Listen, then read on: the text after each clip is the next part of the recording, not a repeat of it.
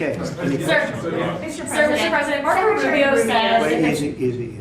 Go ahead. Secretary Rubio said that the U.S. will have to figure out whether a deal can be done between Russia and Ukraine in a matter of days, or you will just move on. Yeah, very short. How many days is that? No specific number of days, but quickly. We want to get it done. We're talking about here people dying. We're talking about over there people are dying also, like on average 2,500 young people, soldiers. They're not from America. They're not from anywhere else other than Ukraine and Russia.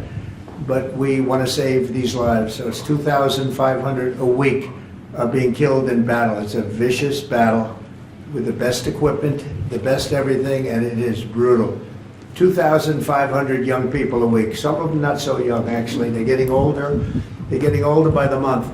But 2,500 a week, and we're going to get it stopped ideally. Now, if for some reason one of the two parties makes it very difficult, we're just going to say you're foolish, you're fools, you're horrible people, and we're going to just take a pass. But hopefully we won't have to do that. And Marco's right in saying it. We want to see it end.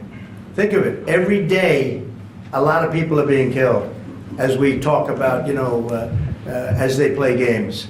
So we're not gonna take that, and we'll see. I think we have a good chance of solving the problem, however. Yeah. Are you prepared to walk away completely from these efforts and these talks? Well, I don't want to say that, but we want to see it end.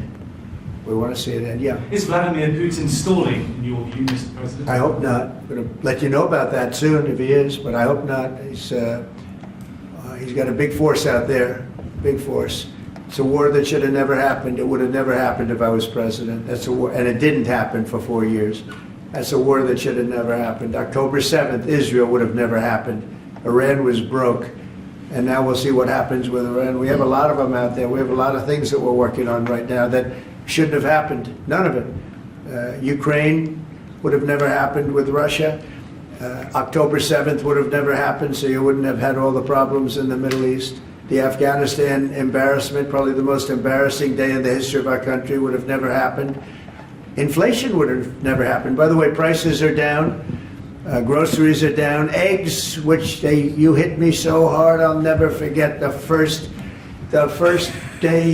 week in office, they were screaming at me about eggs. I said, what's going on with eggs? They were doubling and tripling. I said, I just got here. They were up like double, triple, and you couldn't get any. They said, you won't have eggs for Easter. Well, you can have all the eggs you want. I'll tell you, Brooke Rollins, Secretary of Agriculture, did a great job. And the egg prices are down 87%. But nobody talks about that. You can have all the eggs you want. We have too many eggs. In fact, if anything, the prices are getting too low. Mr. President, so I just want to let you know, prices are down. Gasoline yesterday in 3 states hit $1.98 a gallon. And it looks like it's at a level that it hasn't seen since my days, my 4 years. So it's about I'd say maybe, I think we're going to be averaging $2.25 very soon. So I just want to let you know, though, because I keep hearing about prices and inflation. Prices are coming down, not going up. Only the fake news says they're going up. The only thing that's even are interest rates. And if we had a Fed chairman that understood what he was doing, interest rates would be coming down too. He should bring them down. Yeah, please. Mr. President, what do you need to see from both sides in order to keep negotiations going? What do you want to see from Russia and Ukraine? I have to see, my whole life has been one big negotiation, and I know when people are playing us, and I know when they're not, and I have to see an enthusiasm to want to end it. And I think I see that enthusiasm. I think I see it from both sides. do you think Russia's But you're going to know soon. Do you think Russia's playing you? No, nobody's playing me. I'm trying to help. You know, this was Biden's war, by the way. By me getting involved, you know, they'll say, oh, it's Trump. This is not Trump's war. This is Biden. This is a war that should have never happened. Okay? Think of it. Those cities are crushed and crashed, and all those beautiful steeples, the most beautiful in the world, actually considered the most beautiful in the world, most of them are now smashed to smithereens, as they say, and lying on the ground in a million pieces. Those towns are crushed, the whole place. It's so horrible. And millions of people are dead, far more than you think. That's one thing you're going to get out of this war. You're going to find out that your estimates are far lower than, it's far worse than people think. Nobody's playing anybody. We are going to see if we can get it done. I think we have a really good chance of getting it done, and it's coming to a head right now. If you do support Ukraine militarily, if you do decide to move on or take a pass, Mr. President, would you then continue to support Ukraine militarily? Well, I'm not going to say that because I think we're going to get it done.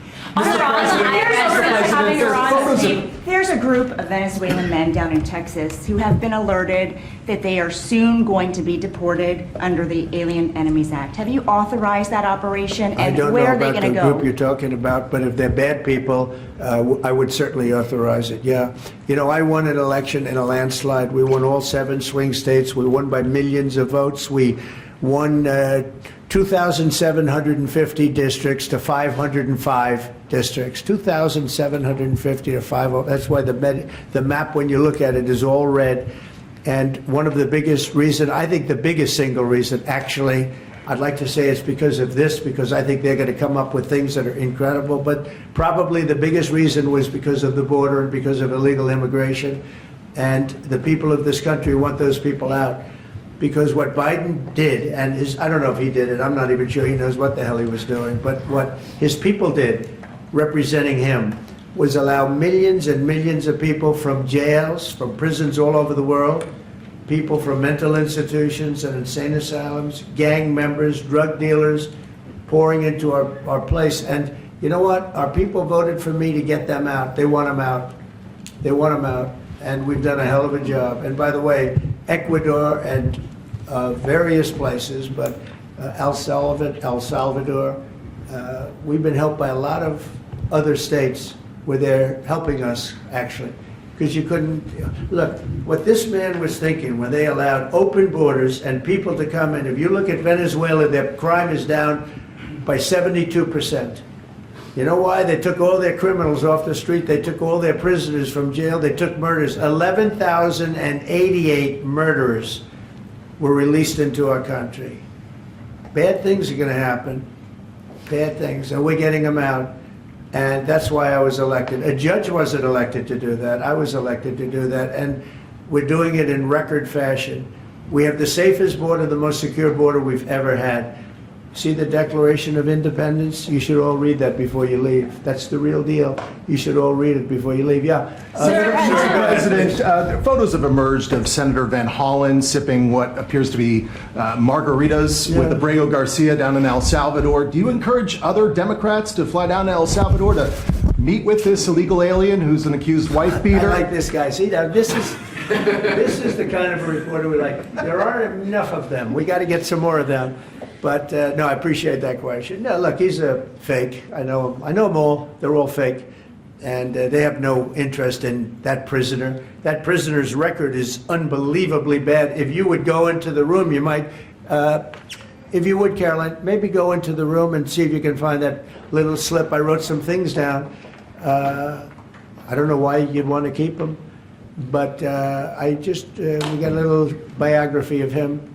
Did you help set up that not meeting? not a very innocent guy. Did you help set up that on the meeting, IRS. sir? Mr. President, in the spirit of Easter Sunday and While we're on the Friday. subject, right? Yes, of course. So you're talking about Abrego Garcia, is that the one? Yeah. Is an illegal alien MS-13 gang member and foreign terrorist. This comes out of the State Department and very legitimate sources. I mean, I assume, I'm just giving you what they handed to me, but this was supposed to be certified stuff. In 2019, Garcia was issued a deportation order. 2 separate judges affirmed Garcia was a member of MS-13, which is a gang that may be even worse than Tren de Aragua, and maybe worse. They kill people with knives because it's more painful. Very famous for the knifing and killing of 2 young 16-year-old girls walking to school one day, and they sliced them up into little pieces and killed them. That's MS-13. And 2 separate judges affirmed Garcia was a member of MS-13. When Garcia was originally arrested, he was wearing a sweatshirt with rolls of money pouring out, an MS-13 gang symbol, that he was driving with two other known violent MS-13 gang members, two of the most violent members that we know of in the MS-13 gang of thugs.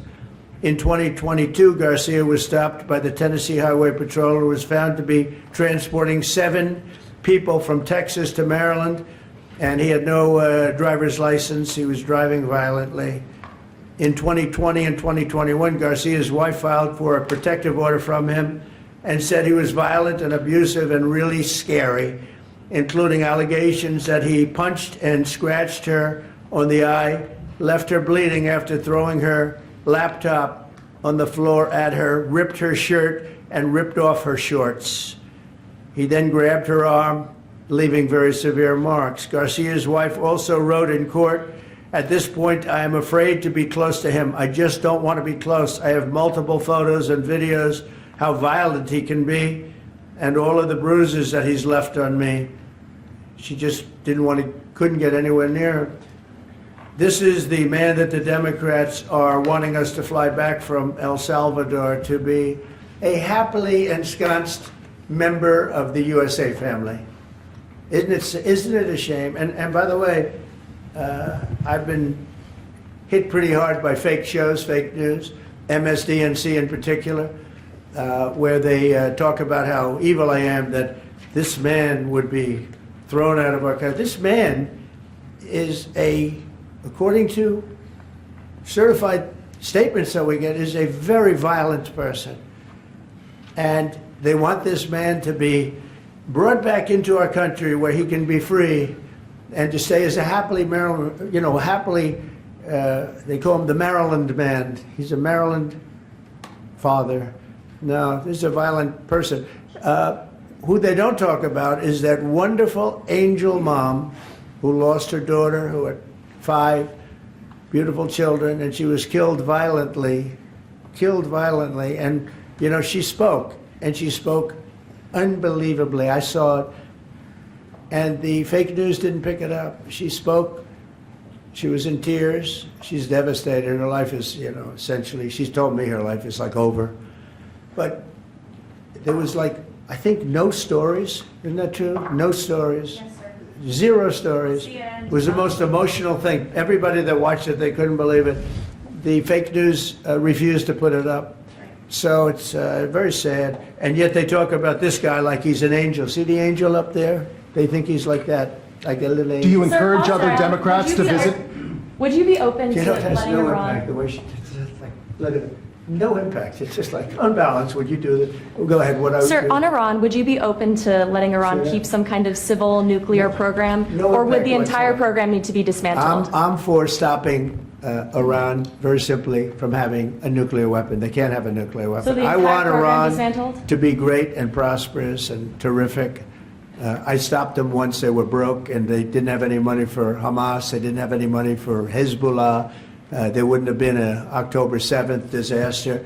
They were broke. They had no money, and they weren't spending it to terrorist organizations because they had none. When Biden came in, he took all the sanctions off.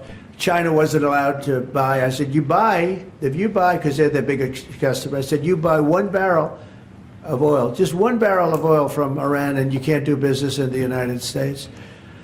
And by the way, we have nice conversations going with China just to intercede, It's like really very good. But Have you spoken with Xi? with Iran, they can't have a nuclear weapon. And if they have a nuclear weapon, you'll all be very unhappy.